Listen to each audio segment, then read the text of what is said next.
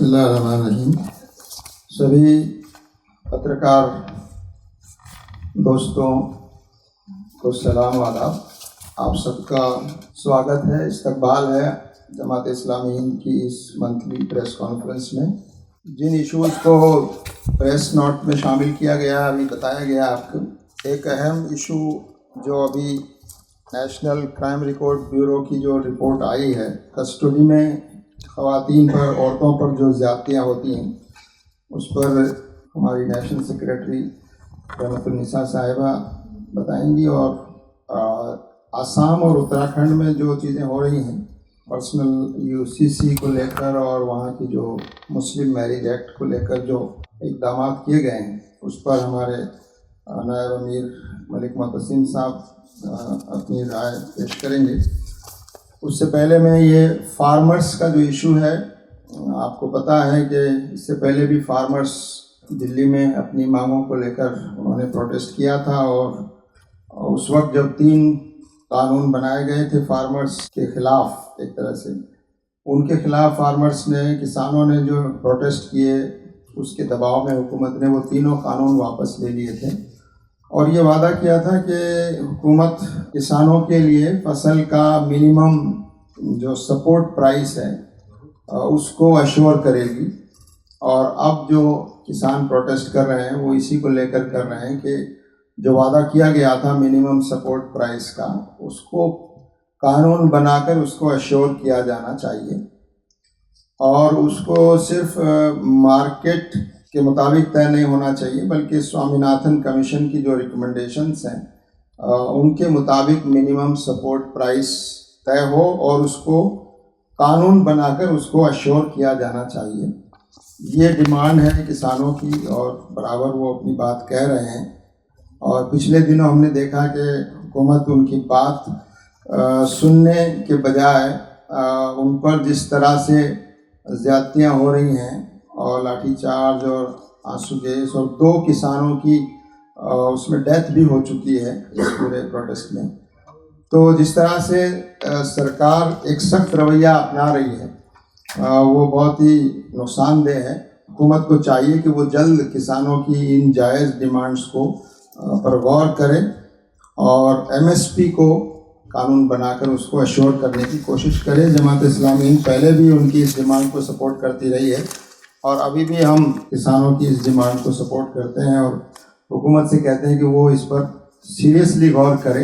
دوسرا جو ایشو آپ سب کو معلوم ہے کہ اس وقت پورے دیش میں جو سیاسی پولیٹیکل اتھل پتھل ہو رہی ہے، راجیہ سبھا کی کچھ خالی سیٹوں کے لیے جس طرح سے ابھی الیکشن ہوئے، اس میں ہم نے دیکھا کہ پارٹیاں جو ہے اپنی لائن سے ہٹ کر کچھ MLAs کراس ووٹنگ کر رہے ہیں، MLAs کو خریدا جا رہا ہے۔ یہ الزام بھی لگائے گئے ہماچل میں خاص طور سے کہ MLAs کو اغوا کر لیا گیا اور ان کو کہیں لے جایا گیا، اور MLAs کو لالچ دیا گیا، خرید لیا گیا، اور کچھ 6 MLAs کو وہاں کے اسپیکر نے انہوں نے ٹرمینیٹ بھی کیا۔ تو اس طرح سے یہ جو سلسلہ چل رہا ہے، جماعت اسلامی ہند شروع سے بات کہتی آئی ہے کہ یہ جو اپارچونسٹک پالیٹکس ہے کہ لوگ اپنے فائدے کے لیے، پیسے کے لیے، اور کچھ فائدہ اٹھانے کے لیے ادھر سے ادھر جمپ کرتے ہیں، اور پبلک ان کو کسی ایک پارٹی کی وجہ سے چنتی ہے، جس پارٹی کی آئیڈیالوجی ہوتی ہے، اور اس کے بعد وہ پارٹی چھوڑ کر دوسری بالکل اس کے اپوزٹ آئیڈیالوجی کی طرف چلے جاتے ہیں۔ تو یہ پبلک کے ساتھ، عوام کے ساتھ بھی ایک بہت بڑا دھوکہ ہے، اور اس کو روکا جانا چاہیے۔ جماعت اسلامی ہند اس موقع پر یہی کہنا چاہتی ہے کہ اس ملک کے لیے یہ جو اپارچونسٹک پالیٹکس ہے، پولرائزیشن کی پالیٹکس ہے، ڈویژن کی پالیٹکس ہے، یہ اس ملک کے لیے بہت خطرناک ہے، اور ہم شروع سے کہتے آئے ہیں کہ ہمارے دیش کے لیے ایک لوکتنتر کو مضبوط کرنے کے لیے ویلیو بیسڈ پالیٹکس، جس میں اچھے لوگوں کو لایا جائے، ایماندار لوگوں کو لایا جائے، نان کمیونل لوگوں کو لایا جائے، سماج کو ڈیوائڈ کرنے والے لوگوں کو پالیٹکس سے دور رکھا جا سکے، اور جو کمیونل ہارمنی اور کنسٹیٹیوشن کو جو لوگ ریسپیکٹ کرتے ہیں، اس طرح کے لوگوں کو آگے بڑھایا جانا چاہیے۔ ابھی ہم دیکھ رہے ہیں کہ ہمارے اسمبلیز اور پارلیمنٹ میں جو لوگ ہیں، ان میں بڑی تعداد ان لوگوں کی ہے جن کے خلاف کرمنل کیسز بھی ہیں، جن کا ریکارڈ اچھا نہیں ہے، تو ایسے لوگوں کی سنکھیا تعداد برابر بڑھتی جا رہی ہے۔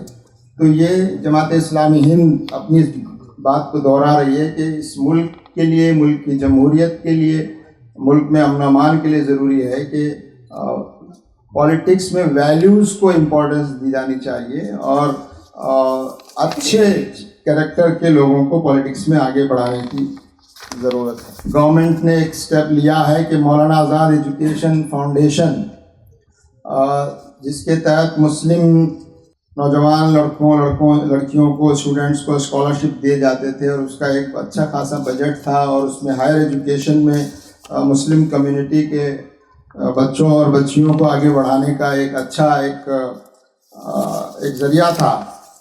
حکومت نے اس فاؤنڈیشن کو ختم کر دیا ہے، اور اس میں 1073 کروڑ روپیہ جو اس کا موجود تھا، اس میں 400 کروڑ کی لائبلٹیز کو اگر نکال دیں تو 660 کروڑ روپے کا جو فنڈ ہے اس کو کنسولیڈیٹڈ فنڈ جو گورنمنٹ کا ہوتا ہے اس میں ٹرانسفر کر دیا گیا۔ اور تو اس سے صاف نظر آتا ہے کہ ہماری موجودہ حکومت کا جو رویہ ہے اس کے وہ مسلمانوں کے تعلق سے، خاص طور سے حکومت کی ذمہ داری تو یہ تھی کہ مسلمانوں کی تعلیمی بہتری کے لیے ان کے لیے اور اسکیمیں لاتے اور ان کو اور آگے بڑھاتے، لیکن جو اسکیمز پہلے سے چل رہی ہیں ان کو بھی بند کیا جا رہا ہے۔ تو یہ صاف طور پر ایسا لگتا ہے کہ یہ ایک اسلامو فوبک اس کو ہم قدم مانتے ہیں کہ ایک طرح سے حکومت مسلمانوں کو چوٹ پہنچانے کے لیے، نقصان پہنچانے کے لیے، ان کو ایجوکیشنلی بیکورڈ رکھنے کی جان بوجھ کر کوشش کر رہی ہے، اور یہ اس ملک کے لیے بہت نقصان دہ چیز ہے، اور اس کو ہم بہت سختی سے اس کی مذمت بھی کرتے ہیں، اور حکومت سے کہتے ہیں کہ اپنے اس فیصلے پر وہ دوبارہ غور کرے، اور جس طرح سے سچر کمیٹی اور دوسری محمود الرحمان کمیٹی وغیرہ نے جو ریکمنڈیشنز دی تھی کہ مسلمانوں کی تعلیمی ایجوکیشنل جو سچویشن ہے اس کو بہتر بنانے کے لیے جو سجیشنز دیے گئے تھے ان کو لاگو کیا جانا چاہیے، مگر موجودہ حکومت ایسا کرنے کے بجائے جو اسکیم پہلے سے موجود ہے ان کو بھی روک رہی ہے، بند کر رہی ہے، اور یہ صاف نظر آتا ہے کہ 2024 کے الیکشن کو سامنے رکھتے ہوئے وہ ایسے قدم اٹھا رہی ہے جس سے یہ لگے کہ یہ حکومت مسلمانوں کے خلاف، مسلمانوں کو ناراض کرنے کی اور مسلمانوں کو پریشان کرنے کی ایک پالیسی پر عمل کر رہی ہے تاکہ اس کا فائدہ ان کو الیکشن میں مل سکے۔ ایک اور بات جس کی طرف اشارہ کیا گیا پچھلے کچھ وقت سے پورے ملک میں مسجدوں، عبادت گاہوں، مزاروں کو لے کر ایک قسم کی مہم سی چل رہی ہے، اور برسوں پرانی، سینکڑوں برسوں پرانی مسجدوں کو بھی نشانہ بنایا جا رہا ہے، اور عدالتیں بھی ایسے اپلیکیشنز کو انٹرٹین کر رہی ہے جس میں صاف طور پر 1991 کے جو کا قانون ہے ورشپ پلیسز آف ورشپ کا، کہ 15 اگست 1947 کو جس عبادت گاہ کی جو پوزیشن تھی اس کو چینج نہیں کیا جا سکتا، اس کو نظر انداز کرتے ہوئے عدالت میں کارروائیاں چل رہی ہیں، اور اس سے بہت سارے پیچیدہ مسائل پیدا ہو رہے ہیں۔ آپ کو پتہ ہے پچھلی پریس کانفرنس میں بھی آپ کے سامنے بات آئی تھی کہ گیان ویاپی مسجد کے نیچے جو تہخانہ ہے اس میں بھی کورٹ نے جو ہے وہ پوجا کی پرمیشن دے دی، حالانکہ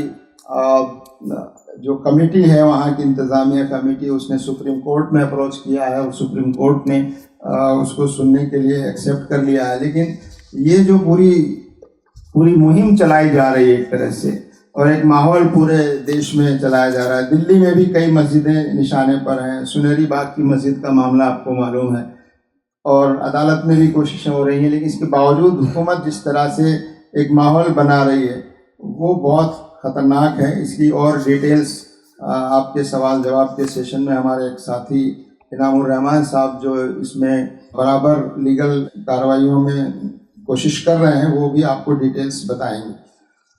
غازہ اور فلسطین میں جو کچھ چل رہا ہے وہ آپ کے سامنے ہے۔ جماعت اسلامی ہند یہ سمجھتی ہے کہ اب تک 30,000 سے زیادہ فلسطینی اس میں شہید ہو گئے ہیں، جس میں بڑی تعداد بچوں اور عورتوں کی ہے۔ 70,000 سے زیادہ زخمی لوگ ہیں اس میں، اور 4,39,000 جو گھر ہیں وہ پوری طرح یا پارشلی ڈیمیج ہو گئے ہیں، اور جو پاپولیشن ہے غازہ کی اس کا 85% اپنی جگہ سے ڈسپلیس ہو گیا ہے، اور ان کے غازہ میں ایک طرح سے بھوک مری اور علاج جیسی جو سہولتیں ہیں، اتنے مسائل وہاں پر پیدا ہو رہے ہیں اور لوگوں کی برابر اموات ہو رہی ہے۔ جماعت اسلامی ہند یہ محسوس کرتی ہے کہ وہاں پر سیز فائر کے لیے دباؤ بنایا جانا چاہیے، اور ہمارا ملک بھارت اس کو بھی اپنے اثر اور اپنے اثرات کا استعمال کرتے ہوئے غازہ کے اس مسئلے میں کم سے کم فوراً سیز فائر کے لیے دونوں کو آمادہ کرنے کی ضرورت ہے۔ اور خاص طور سے جس طرح امریکہ اور اس کے جو ساتھی ملک ہیں جس طرح سے اسرائیل کی مدد کر رہے ہیں، اور ایک طرح کا genocide, international court of justice نے اس کو جینوسائڈ کہا ہے کہ جینوسائڈ کی سچویشن وہاں پر پیدا ہو گئی ہے۔ تو یہ کچھ جو ہماری پریس نوٹ میں جو ایشوز تھے۔ اب میں باقی جو ایشوز آسام اور اتراکھنڈ میں جس طرح UCC اور مسلم میرج ایکٹ کے بارے میں جو قدم اٹھائے گئے ہیں اس پر ہمارے ملک معتصم صاحب آپ سے بات کریں گے۔ فروری 2024 میں ایسا لگ رہا ہے کہ ہمارے ملک میں جو اسٹیٹ اسمبلیز ہیں ان میں ایک کمپٹیشن ہے، خاص طور پہ جو BJP رول اسٹیٹ اسمبلیز ہیں وہ فیملی لاز کو ختم کرنے کی پوری کوشش کر رہے ہیں۔ میں پریس کے ذریعے سے ہم یہ بات بتانا چاہتے ہیں کہ ہمارے دیش میں یونیفارم سول کوڈ مختلف پہلوؤں سے آزادی جب سے موجود ہے، جیسے جو کرمنل لا ہے، کرمنل لا چوری ہو، ڈاکہ ہو، ظلم ہو، اس میں سب شہریوں کے لیے ایک ہی قانون ہے، یونیفارم کرمنل کوڈ پہلے سے موجود ہے۔ اور جو بزنس ہے، پرچیز ہے، سیلز ہے، لیز ہے، ڈرائیونگ لائسنس ہے، آدھار کارڈ ہے، ان سب کے لینے دینے کے لیے جو کوڈ ہے، لا ہے، وہ سول کوڈ سب کے لیے یکساں پہلے سے موجود ہے۔ یہ جو جھوٹ پھیلایا جا رہا ہے کہ ایک کمیونٹی کے لیے ایک قانون ہے، دوسری کمیونٹی کے لیے دوسرا قانون ہے، دیش میں ایک ہی قانون ہے جو کرمنل کوڈ کے لیے، اور ایک ہی قانون ہے جو تمام زندگی کے اصولوں کے لیے۔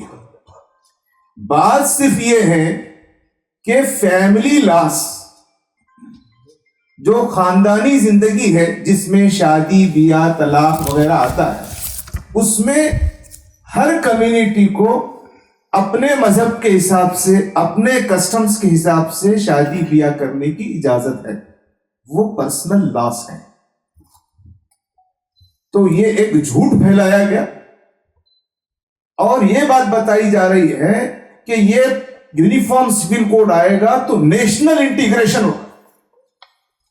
یہ نیشنل انٹیگریشن نہیں ہے، جب کوئی فورس کیا جاتا ہے تو ڈس انٹیگریشن ہوتا ہے۔ اس لیے ہم حکومت کو یہ بات بتانا چاہتے ہیں کہ یونیفارم سول کوڈ فیملی لاس میں لا کر یہ انٹیگریشن، نیشنل انٹیگریشن کی بات نہیں ہے، یہ ڈس انٹیگریشن کی طرف ملک کو لے جا رہے ہیں۔ دوسری بات یہ بتائی جاتی کہ اس کے ذریعے سے جینڈر جسٹس ہوگا، یونیفارم سول کوڈ آئے گا، جینڈر جسٹس ہوگا۔ دیکھیے ملک میں فنڈامنٹل رائٹس ہیں، یہ جو یونیفارم سول کوڈ کی بات ہے وہ ڈائریکٹیو پرنسپل میں ہے۔ جب ڈائریکٹیو پرنسپل اور فنڈامنٹل رائٹ کی بات ہوگی تو ڈائریکٹیو پرنسپل پر فنڈامنٹل رائٹس کی اہمیت زیادہ ہو۔ تو مذہب پر عمل کرنے کی آزادی یہ فنڈامنٹل رائٹ ہے۔ ڈائریکٹیو پرنسپل میں یونیفارم سول کوڈ کو لا کر پوری کوشش کی جا رہی ہے کہ مسلمان اس ملک میں شریعت پر عمل نہ کریں. ایسی قانونی اڑچن پیدا کی جائے کہ مسلمانوں کو ان کی اپنی شریعت پر عمل کرنے کے دروازے بند کر دیے جائیں. یہ یونیفارم سول کوڈ ہے جو فیملی لاس میں لانا ہے. تو یہ کہاں کا جینڈر جسٹس ہے؟ یہ جینڈر جسٹس کی بات نہیں ہے. جینڈر جسٹس کی کوئی بات ہو تو ہم اس پہ بات چیت کرنے کے لیے تیار ہیں. تیسری بات یہ بتائی جا رہی ہے جو آسام کے سلسلے میں ہے کہ اس کے ذریعے سے جو چلڈرنس کی جو بچے ہیں بچوں کی شادی کی روک تھام سمپل لا لایا جا سکتا ہے اس کہ بچوں کے لیے شادی کی عمر ہوگی. لیکن وہ جو آسام میں میرج اینڈ ڈائیورس کا 1935 سے جو ایکٹ ہے اس ایکٹ کو ریپیل کر دیا اور کہا گیا ہے کہ اب اسپیشل میرج ایکٹ 1954 پر عمل کرو. اب 1954 پہ عمل کرنے کا مطلب ہے کہ شادی کے لیے ڈسٹرکٹ کمشنر اب ذمہ دار ہو. 30 دن پہلے جا کے نوٹس دینا ہو اور وہ لوگوں کے جو نکاح طلاق کے جو مذہبی کام ہے اب وہ ڈسٹرکٹ کمشنر کرے. کیا تو کرے؟ یہ کون سا قانون ہے؟ مجھے تو ایسا لگ رہا ہے کہ یہ فیملیز کو ڈسٹرب کرنا، فیملی سسٹم کو ختم کرنے کی ایک کوشش ہے جو اس قانون کو ختم، کیونکہ کوئی آلٹرنیٹ نہیں دیا گیا.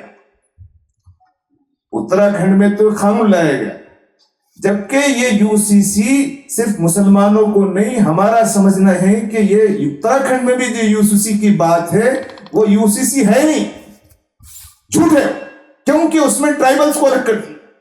اگر کوئی چیز یونیفارم ہے تو سب کے لیے ہونا چاہیے. پھر جب انڈیوائیڈڈ ہندو فیملی کی بات ہے تو اس کو ایگزمپٹ کر دیا. ہمارے ملک میں الگ الگ کسٹم ہے، اس کو ایگزمپٹ کر دی. جیسے ہریانہ میں اگر یہ بات ہو جائے کہ کوئی ماموں اپنی بھانجی سے شادی کر سکتا ہے، کرے گا، تو وہاں جنگ ہو جائے گی. لیکن یہی ملک میں آندھرا پردیش میں ایک ماموں اپنی بھانجی کے ساتھ شادی کر سکتا ہے اور پورے مذہبی رسم و رواج کے مطابق شادی ہوگی. اب کیا یونیفارم سول کوڈ ہوگا؟ تو میرا خیال یہ ہے کہ یہ جو حکومت اتراکھنڈ کی ہو یا آسام کی ہو، ان کے سامنے فیملی لاز کو ختم کر کے ایک کوئی دوسرا لا لانا نہیں ہے. صرف جو مسلم کمیونٹی ہے اس کو ہر ایسی بچائیں. یہ جو باتیں اس میں جو لیو ان ریلیشن شپ وغیرہ کی بات کی ہے وغیرہ کی، اس سے ایسا لگ رہا ہے کہ فیملی سسٹم کو ختم کیا جائے. فیملی سسٹم کو ختم کرنے کے بعد کیا بچتا ہے؟ انلیگل. اور سماج میں پروسٹیوشن کو آگے بڑھا. تو یونیفارم سول کوڈ کی یہ باتیں مسلمانوں کے لیے نہیں، سارے دیش کے لیے نقصان دہ ہے. اس لیے ہم اس کی سخت مخالفت کرتے ہیں اور اس کو واپس لینے کا مطالبہ کرتے ہیں. یونیفارم سول کوڈ کی بات جو کانسٹیٹیوشن میں ہے اس میں یہ بات ہے کہ لوگوں کو سمجھایا جائے گا، بات چیت کی جائے گی، مشورہ کیا جائے گا اور ان کی آمادگی سے اصلاحات لائی جائے. یہ بات ہے، فورسفل نہیں ہے. ڈائریکٹو پرنسپل کی کوئی بات کورٹ آف لا سے انفورس نہیں کی جا سکتی ہے. یہ بات کانسٹیٹیوشن میں لکھی ہوئی ہے. اس کے باوجود حکومتیں ایسا کر رہی، جبکہ حکومت کے سامنے ڈیمانڈ ہے. جیسے یہاں آیا، ہمارا ڈیمانڈ یہ ہے کہ جو پلیسز آف ورشپ ایکٹ ہے 1991 کا، اس کو لاگو کرو. اس میں پیچھے فارمرز اپنی کچھ ڈیمانڈ کر رہے ہیں، اس میں پیچھے. ڈائریکٹو پرنسپل میں سب سے اہم بات یہ ہے کہ شراب پر پابندی لگاؤ، اس پہ گورنمنٹ کچھ نہیں کر رہی. ڈائریکٹو پرنسپل میں یہ بات ہے کہ دولت چند ہاتھوں میں نہ آئے. دولت کو، حکومت کی، ملک کی دولت کو سارے لوگوں میں ان کے لائیولیہڈ کے لیے ان کو تقسیم کرنے پر قانون سازی ہو، اس پر خاموش. نہ شراب پر پابندی ہے، نہ ہی دولت کی مساوی تقسیم پر ہے. اب جو باتیں آئی کہ راجیہ سبھا میں، پارلیمنٹ میں جو ممبر آف پارلیمنٹس ہیں ان میں کتنے کریمنلز ہیں، तो इलेक्टोरल रिफॉर्म्स की जरूरत है, फार्मर्स लॉस में रिफॉर्म्स की जरूरत है, प्लेस ऑफ वर्शिप एक्ट को नाफिज करने की जरूरत है, करप्शन को खत्म करने के लिए कानून साजी की जरूरत है, जिसका डिमांड पूरा समाज कर रहा है। उसको छोड़कर फैमिली लॉस के पीछे पड़ जाना, ये कौन सी दानिशमंदी है? ये कौन से मुल्क का मफाद है? ये मुल्क से दोस्ती है या समाज से दुश्मनी है? तो ये जो कुछ यूनिफॉर्म सिविल कोड पे हो रहा है, हम इसकी सख्त मजम्मत करते हैं और हुकूमत से डिमांड करते हैं कि ये जो वक्त का जिया कर रहे हैं, ये कानून मुल्क को डिसइंटीग्रेशन की तरफ, ये कानून मुल्क में लॉलेसनेस की तरफ, ये कानून मुल्क में इलीगल और प्रोस्टिट्यूशन की तरफ ले जाए। इसलिए ये बहुत नापसंदीदा है, इसको सख्त जल्द से जल्द रोकना चाहिए और हम इसको रोकने की पब्लिक अवेयरनेस भी, सोशल अवेयरनेस भी, पॉलिटिकल अवेयरनेस भी, लीगल फाइट भी, इन सब को करने की कोशिश करें। Assalamu alaikum. Good afternoon, all of you. This is regarding another issue of concern for all of us because it is something really very disgraceful for the whole nation. The recent data that has been revealed by National Crimes Records Bureau, NCRB, it says that from 2017 to 2022, as many as 270 there are reported cases of rape of women in custody. When we say reported, that too under custody within the four walls of the jails, we can understand the gravity of the situation, how much it would have happened, how many it would have happened. We need to imagine. So these incidents involve perpetrators from various backgrounds, including police personnel, public servants, members of the armed forces, and even staff from the jails and remand homes, places of custody, and even hospitals. So the people who are supposed to support, supposed to protect, they are the ones who committed these crimes. So you can understand the gravity, and that is why we raise our concern. So it's very disgraceful that so many individuals in position of authority have been caught taking undue advantage of their power to commit rape against women. So the alarming prevalence of custodial rape, it points out that there is an urgent need for a victim-centric approach. That is what is needed, and we also need strengthened legal framework and institutional reforms to address the root causes and consequences effectively. So without addressing the root causes, there won't be any permanent solutions. So custodial settings should be places of safety and protection. They shouldn't be arenas for abuse and violence. The skewed social norms, inadequate gender sensitivity. There should be training to the people who do the law enforcement. They should be given training on gender sensitivity and the societal stigma surrounding the victims. All these contribute to this pitiable situation. So there should be remedial measures for this. And the government must take immediate action to address these issues comprehensively. It shouldn't be for a short term, for a long term. Comprehensive remedial measures is what is needed. For that, legal reform, enhanced training for the law enforcement to ensure social and behavioral change, and also robust mechanisms for accountability. Accountability should be there. And we believe that a holistic approach is necessary to tackle the root causes and consequences of custodial rape. And even this is something which we want to underline. Unless the values of fear of God and accountability in the hereafter are inculcated in people, the sexual exploitation of women will continue to fester humanity. So we should not ignore the moral training and character building of the society, that too right from early age. and moral education should be there in schools and training institutes. And also, while it is important to have stringent laws, speedy trials and exemplary punishments for the rapists, the question of moral reform of society is equally important. Thank you. जैसा कि बताया गया आपको कि मस्जिदों को जिस तरह निशाना बनाया जा रहा है पूरे मुल्क में, दिल्ली में भी, तो उस पर हमारे साथी इनामुर रहमान साहब आपको और डिटेल्स बताएंगे जो चीज़ें चल रही हैं और हमारी तरफ से जो कोशिशें हो रही हैं उस पर आप बताएंगे। जैसा कि अभी आपको बताया गया है कि दिल्ली में और दिल्ली के बाहर पूरे मुल्क में इस वक्त मसाजिद, मकाबिर, मकबरे, खानकाएँ और मदारिस ऐसा लगता है कि खुसूसी तौर पर निशाने पर हैं। तारीख़ी मसाजिद के साथ जिस तरह से इशू बनाया जा रहा है, उनके बारे में नई नई बातें, नई नई कहानियाँ सामने लाई जा रही हैं, ये किसी भी तरीके से मुल्क के फेवर में नहीं है, उसके हक़ में नहीं है, बल्कि ये हमारी फ़िरक़ा वाराना हम आहंगी को ख़राब करने का और माहौल को ख़राब करने का ज़रिया भी बन सकती हैं ये चीज़ें। दिल्ली में इस वक्त 3 मस्जिदों के मुकदमात कोर्ट, दिल्ली हाई कोर्ट के अंदर हैं। मस्जिद सुनहरी बाग जो सबसे ज़्यादा मशहूर हुई इसलिए कि वो लुटियन जोन में आती है, उसका मामला भी कोर्ट में है। वहाँ पर ये बात कही गई कि ट्रैफिक की वजह से राउंड अबाउट के अंदर, यानी गोल सर्कल के अंदर मौजूद है वो, इसलिए उसका ट्रैफिक का इशू है, और वो दिल्ली की प्रोटेक्टेड मोनूमेंट में है, हिस्टोरिकल मोनूमेंट में है, वो एक इशू चल रहा है।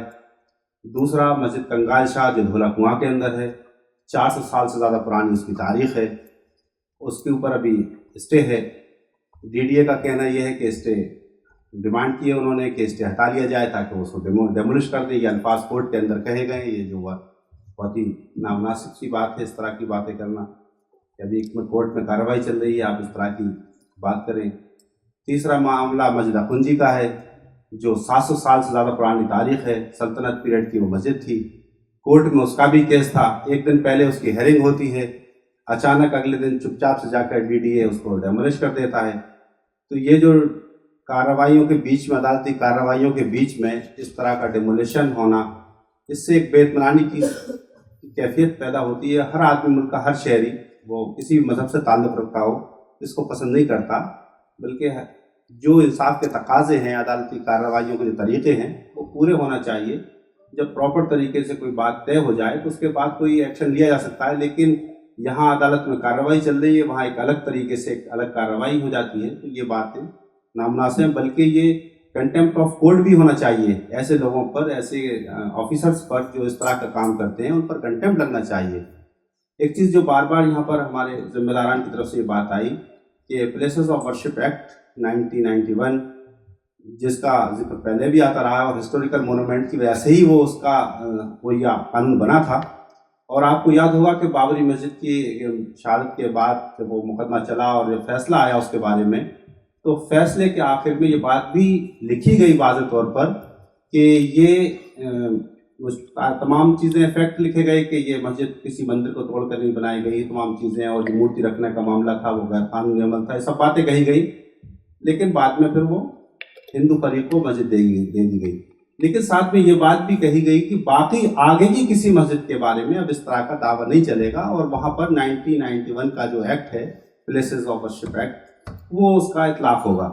लेकिन अब हम देख रहे हैं कि हर दिन कहीं ना कहीं कोई नई डिमांड होती है। अभी लेटेस्ट आपने लखनऊ में टीले वाली मस्जिद के बारे में देखा होगा, तो वहाँ का मसला आ गया। संभल का उसमें एक मस्जिद का मामला है, और भी मुल्क में ये सब मामला हैं।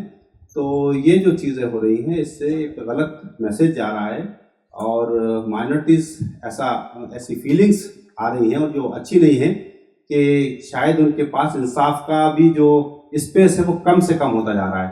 तो बल्कि माइनॉरिटीज़ के लिए तो थोड़ा सा एक और एक्स्ट्रा स्पेस भी होना चाहिए ताकि वो थोड़ा फ्री रहें। और ये हमारा दस्तूर है, मैं ये बात अपनी तरफ से नहीं कह रहा, बल्कि हमारा दस्तूर इस बात को कहता है। माइनॉरिटीज़ के लिए जो स्पेशल राइट्स हैं उसमें सिर्फ मुसलमान नहीं हैं, बौद्ध भी हैं, सिख भी हैं, जैन भी हैं, पारसी भी हैं। तो थोड़ा सा अगर हम इस तरह से वो आएँ और इंसाफ होता हुआ नज़र आए, इंसाफ लोग महसूस करें कि अदालतों से हमें इंसाफ मिलेगा।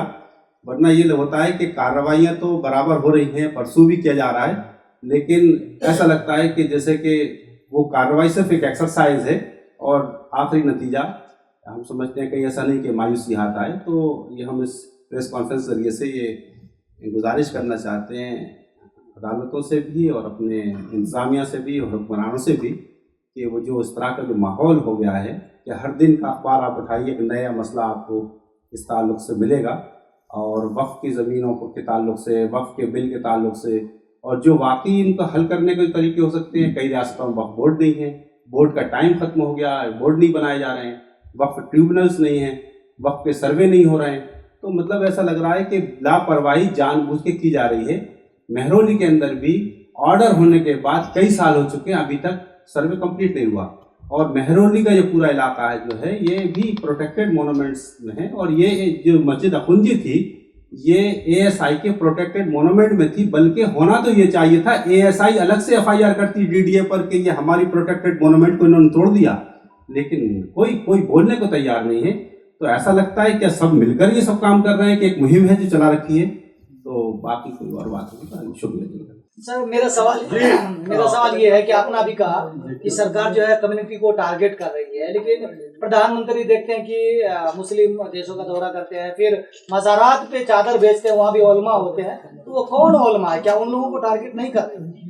ये तो आपने ही बता दिया ना कि यहाँ के मुसलमानों के साथ रवैया अलग है, और आप बाहर जाके अपनी तस्वीर जो है अच्छी बनाना चाहते हैं या मज़ार पे चादर चढ़ा के आप बताना चाहते हैं कि हम मुसलमानों से, तो ये रवैया तो सबके सामने है जो कुछ हो रहा है। आज पूरा एजेंडा मुस्लिम कम्युनिटी को टारगेट करके एक पोलराइजेशन क्रिएट करने की कोशिश हो रही है, चाहे वो मस्जिद डिमोलिशन हो, ये जो बुलडोज़र चल रहे हैं मस्जिदों पर, मज़ारों पर, उस पर, ये दरअसल ऐसा लगता है कि ये नफ़रत के बुलडोज़र्स हैं, नफ़रत का बुलडोज़र है ये जो चलाकर इससे आप राजनीतिक फ़ायदा उठाने की कोशिश कर रहे हैं। आपके मुताबिक मस्जिदों को निशाना बनाया जा रहा है पूरे मुल्क भर में, तो क्या कार्रवाई की जाएगी आपकी तरफ से, क्या एक्शन लिया जाएगा? जो जितने भी रास्ते मौजूद हैं, कानूनी, पॉलिटिकल, अवेयरनेस, आप जैसे लोगों के माध्यम से बातें पहुंचाना, ये सब जो कुछ भी संभव है, यकीनन एक डेमोक्रेटिक कंट्री में जितनी रास्ते संभव वो सब किए जा रहे हैं और किए जाएंगे। हजरत, मैं मोहित हूँ भारत एक्सप्रेस से। मेरी आवाज आ रही होगी आप तक। एक बुलडोजर वकील हसन के घर भी चला है, जिन्होंने रेड माइनिंग का काम किया था, सिलक्यारा टनल से वहां मजदूरों को निकाला था, उनका घर तोड़ दिया है DDA ने। कैसे देख रहे हैं, क्या कहेंगे?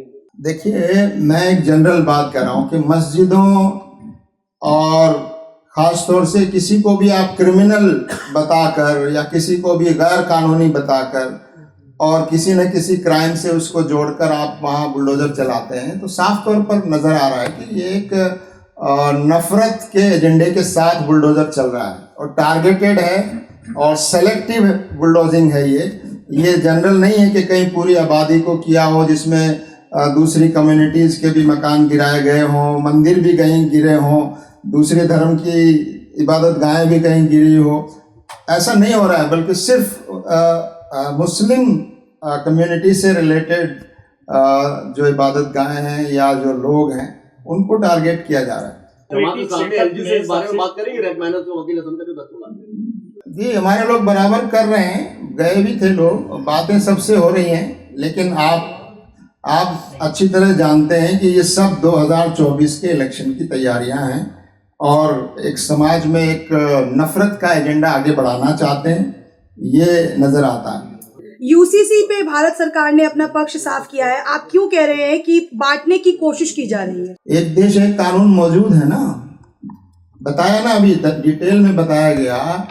क्रिमिनल लॉज एक हैं, सारे दूसरे लॉज एक हैं, फैमिली लॉज और पर्सनल लॉज का प्रोविजन हमारे कॉन्स्टिट्यूशन में मौजूद है और डायरेक्टिव प्रिंसिपल में ये बात कही गई है कि जो भी कोई चीज़ बनाई जाएगी वो लोगों के आपस के कंसल्टेशन और उनको भरोसे में लेकर बनाई जाएगी। लेकिन अभी जो हो रहा है वो यूनिफॉर्म भी नहीं है। बताया गया कि पहली बात तो ये कि कोई एक स्टेट अपने लिए कोई यूसीसी बना सकता है। डायरेक्टिव प्रिंसिपल में जो बात है वो पूरे देश के लिए एक होना चाहिए। टेरिटोरियल यूनिफॉर्मिटी भी उसमें ज़रूरी है। आपके यहाँ किसी पार्टी की सरकार है, वो बना लेती है कुछ भी चीज़ को लाकर उसको यूनिफॉर्म कहती है, फिर उसमें एक्सक्लूजन है, लोगों को एक्सक्लूड किया गया है, फिर भी आप उसको यूनिफॉर्म कह रहे हैं। साफ तौर पर नज़र आ रहा है कि ये मुसलमानों को तकलीफ देने वाली चीज़ें लाने की कोशिश की जा रही है यूसीसी के नाम पर, और देश को एक तरह से धोखे में और भ्रम, गलत बातें फैलाई जा रही है यूसीसी के नाम पर। Sir, Kajal Singh from TV7 Bharat. मैं आपसे पूछना चाहूंगी, क्योंकि उत्तराखंड में यूसीसी जो है बिल आया और पास भी हो गया, और केंद्र सरकार जो है या फिर अमित शाह की बात करें तो वो लगातार कह रहे हैं कि 2024 से पहले यूसीसी लागू होगा।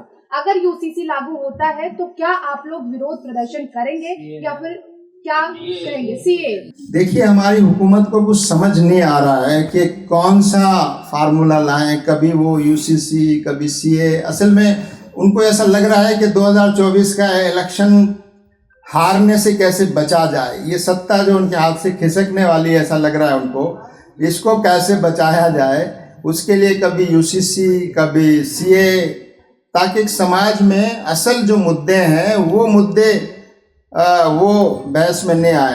रोज़गार, अनएम्प्लॉयमेंट, गरीबी, महंगाई, फार्मर्स के मसले, और ये जितने अन्याय अत्याचार लोगों पर हो रहे हैं, औरतों पर ज़्यादतियाँ हो रही हैं, दलितों और उस पर हो रहे हैं, तो इनको एड्रेस करने के बजाय हमारी सरकार जो है समझ नहीं पा रही है, और कभी एक इशू, कभी दूसरा इशू। सलीम साहब, आप अपनी प्रेस कॉन्फ्रेंस कर लेते हैं, सरकारों का अपना बयान आ जाता है। आप अपनी प्रेस कॉन्फ्रेंस कर लेते हैं, सरकारों का अपना हम तो अपने करेंगे, लेकिन लोकतंत्र में संवाद एक बड़ा रास्ता होता है। लोकतंत्र में संवाद एक बड़ा रास्ता होता है। सरकार पूरे देश की होती है। संवाद का रास्ता पिछले 10 सालों में मुस्लिम संगठनों की तरफ से देखने को नहीं मिला। संवाद का रास्ता मुसलमानों ने कभी बंद नहीं किया, संवाद का रास्ता हमेशा खुला हुआ है, और हम तो हमेशा संवाद की बात करते रहे हैं। बैंगलोर में एक कैफे में ब्लास्ट हुआ है। लास्ट लोकसभा चुनाव के वक्त पुलवामा में भी इसी तरीके का हमला हुआ था। इसमें आम आदमी पार्टी के एक नेता हैं, उन्होंने बड़ा बयान दिया है कि ये लोकसभा कैंपेन की शुरुआत हो चुकी है। जैसे पुलवामा हमला लोकसभा चुनाव के ठीक पहले हुआ था, वैसे बैंगलोर कैफे में भी जो है वो जो ब्लास्ट हुआ है वो उसी कैंपेन का हिस्सा है। लोकसभा कैंपेन की शुरुआत हो चुकी है। जमात इस्लामी का क्या है? नहीं, अब राजनेताओं की बात राजनेताओं से पूछिए। हमने तो जो हमारे कंसर्न के जो इश्यूज हैं हमने बताया है।